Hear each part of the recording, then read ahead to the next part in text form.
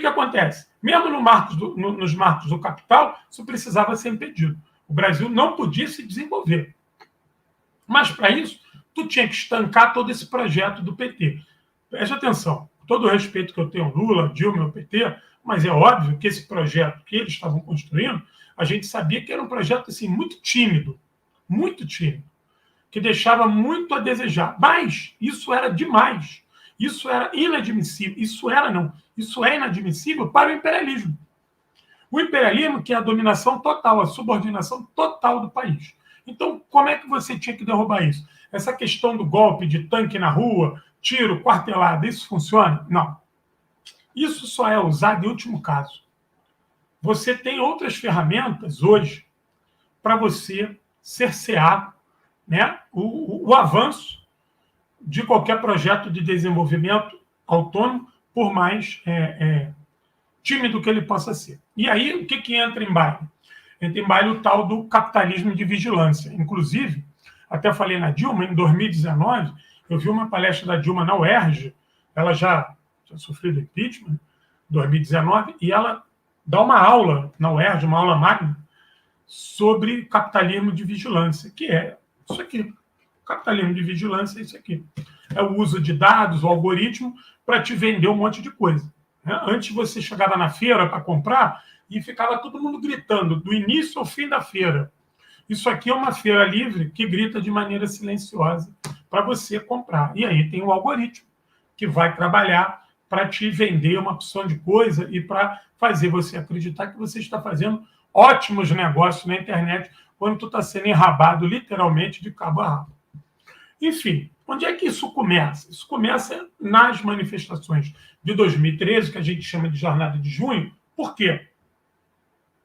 Como é que aquilo começa? Aquilo começa com 20 centavos da passagem, o Haddad é o prefeito, o movimento Passe Livre era um movimento até pequeno, assim, não era um movimento nacional de massa, mas aquilo ali começa. Óbvio que o Brasil já atravessava uma instabilidade com relação aos outros do governo Lula, e aí você tinha a conta para pagar.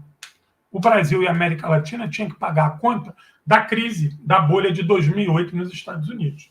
E, obviamente, o Obama não estava afim de deixar que esse crédito não fosse cobrado. Tinha que ser cobrado.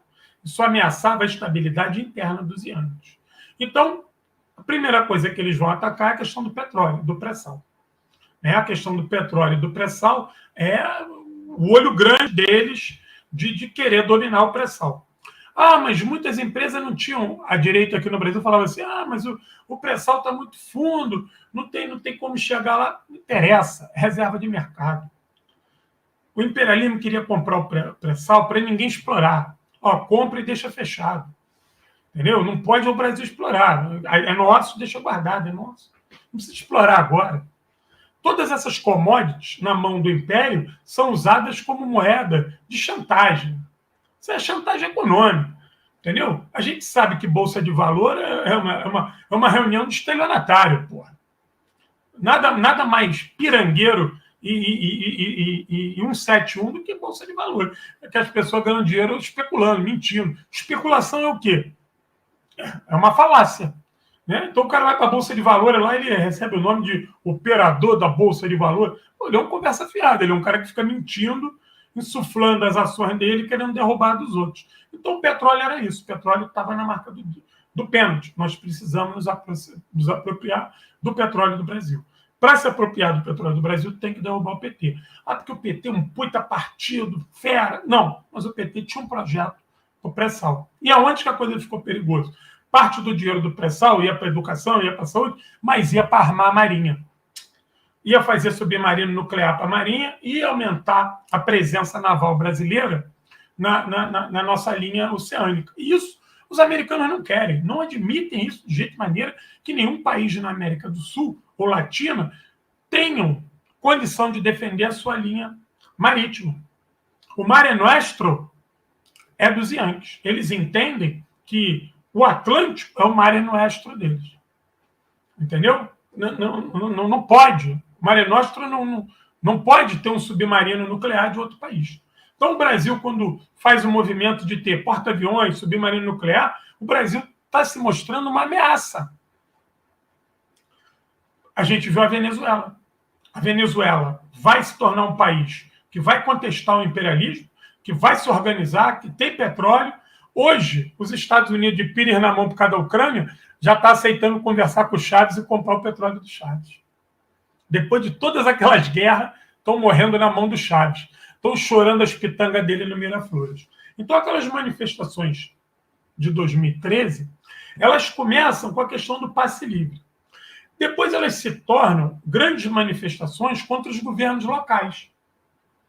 Aqui no Rio de Janeiro, a gente era governado pelo Sérgio Cabral, um ladrão de marca maior que fez um governo terrível. E pelo Eduardo Paes, que era prefeito aqui do Rio de Janeiro, que é o prefeito novamente, que é outro picareta de marca maior, picaretaço. Então, as manifestações que começam com 20 centavos da passagem, elas vão tomando corpo, primeiro, com os jovens e com os movimentos progressistas, para questionar o preço da passagem em todas as grandes capitais no Brasil, porque a gente vive uma crise do transporte público. Aliado a isso, você tem a questão macro. E aí, o que as redes sociais vão fazer? Elas vão pegar o algoritmo, vão trabalhar muito bem trabalhado, e vão tirar o foco da questão regional e vão colocar exclusivamente o foco na questão nacional. E aí o governo do PT, a Dilma, passa a ser o vilão de tudo. E aí começa todo um processo de criminalização das esquerdas, via rede social, e o arcabouço era dado pela imprensa corporativa, jornal, televisão, noticiário. Isso vai dar o arcabouço final. Porque o cara de dia é bombardeado pela rede social, chega de noite para ver um jornal desse, está o arcabouço lá. Ó, é isso, é isso. Aí o cara, obviamente, vai fazer uma cognição com o que ele recebeu durante todo o dia. Realmente, eu estou fodido, estou desempregado, a passagem é cara, por causa do PT, o PT é corrupto, o PT é ladrão, o Lula é ladrão. E aí começa toda uma produção de informação, nesse primeiro momento, que vai trabalhar com a pós-verdade. O que é a pós-verdade? A pós-verdade é uma narrativa emocional, apelativa ao extremo, mas ela vai mexer com a emoção. E detalhe, ela não tem fonte, ela não tem lastro com a verdade. Mas ela tem que ser apelativa, ela tem que ser emotiva, ela tem que te fazer chorar, tem que te fazer sofrer. Então você vai ver as correntes de WhatsApp trabalhando, tipo, o Lula é ladrão, o filho do Lula é o dono da Friboi, enquanto você não come carne, o Lulinha é dono daquilo. Eu lembro da imagem de uma Ferrari toda dourada, que eu não sei nem se a Ferrari é de ouro, se for só um banho, mas eu acho que era só uma dourada, lá no Emirados Árabes, e aí circulava aquilo no WhatsApp, Ferrari do filho do Lula. E as pessoas acreditavam aquilo. E as pessoas viam para mim, aqui, ó, tu defende um cara que tem um carro desse. E eu falava, que isso, cara? Esse não é o filho do Lula, não, cara. É ele, sim.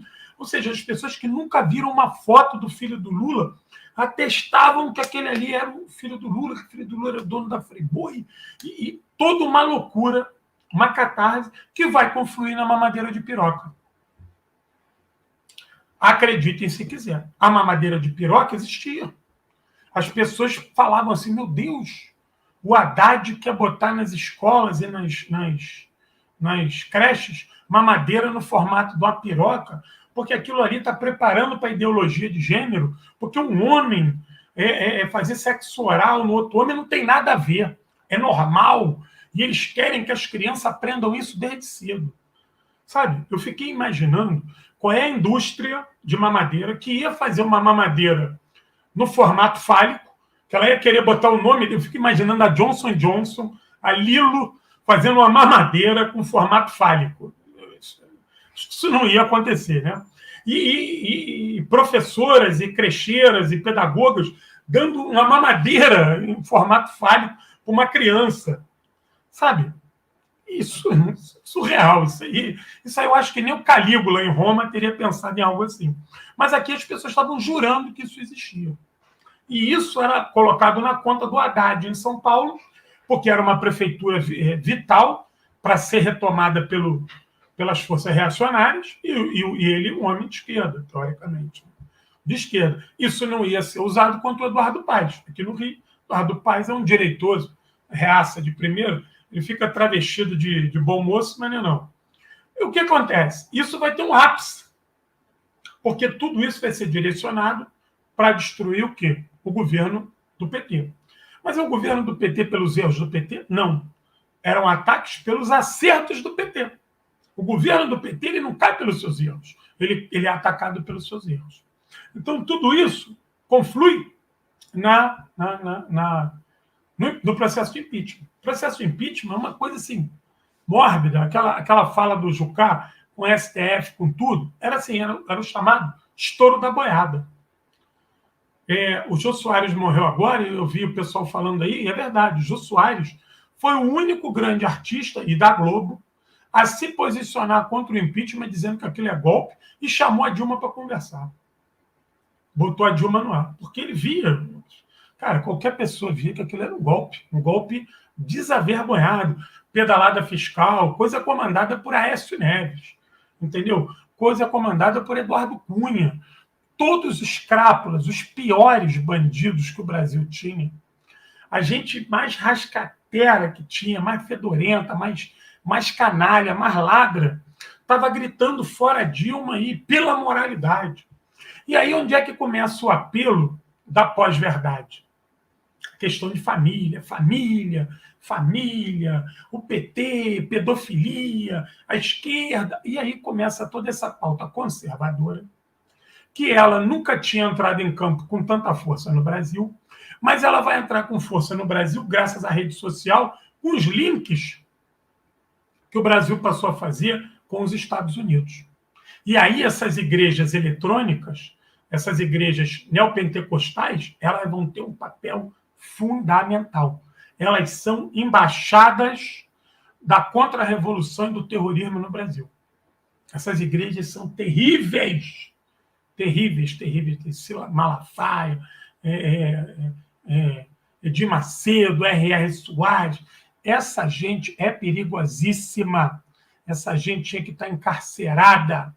Essa gente tinha que estar presa, inaugurar a prisão perpétua no Brasil e prender essa gente. Porque o link que eles vão fazer com Israel e com os Estados Unidos é trazer para cá essa pauta conservadora e reacionária e colocar isso como uma defesa do Brasil.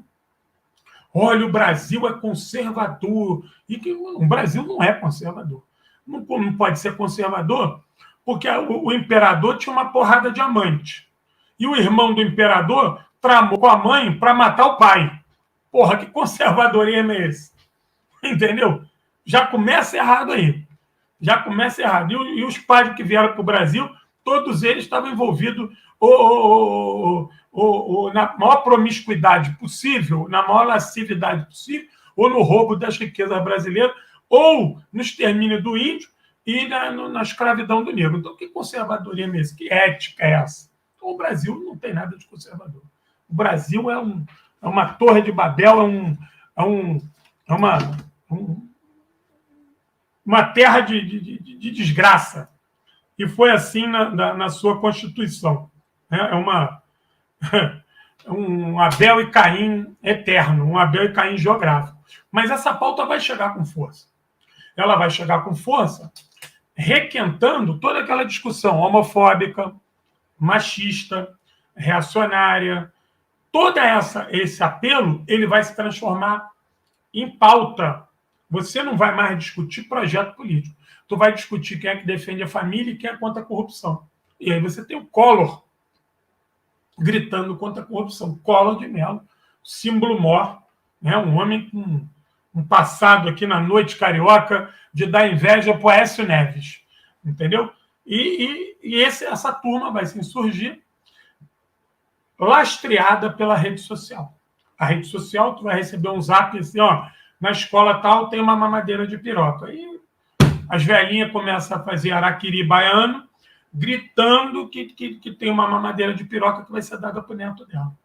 Então, toda aquela movimentação da jornada de junho, que tem no início uma pauta interessante, ela vai ser transformada num grande covil de loucos que iam para a rua cada vez mais violentos, ou lutar contra a polícia, numa quimera sem fim, ou ela estava na rua protestando contra ninguém, ou contra todo mundo. Era comum de tu ver pessoas que não estavam ali, eu estou aqui contra a corrupção, mas e aí? Contra a corrupção de quem? Como é que se combate a corrupção? E a educação? Não, a educação não é corrupção. Ou seja, aí isso foi turbinado com a Lava Jato. A Lava Jato, ela é um cavalo de Troia do imperialismo, já está mais do que provado da promiscuidade da relação de trairagem com a pátria que esses promotores da Lava Jato tiveram, a comando do Departamento de Estado americano, e aí eu comecei falando do jornalismo de guerra. Agora nós temos uma outra parte do triângulo, né, desse vértice, que é lawfare, que é o uso radical das leis de maneira deturpada para você perseguir alguém.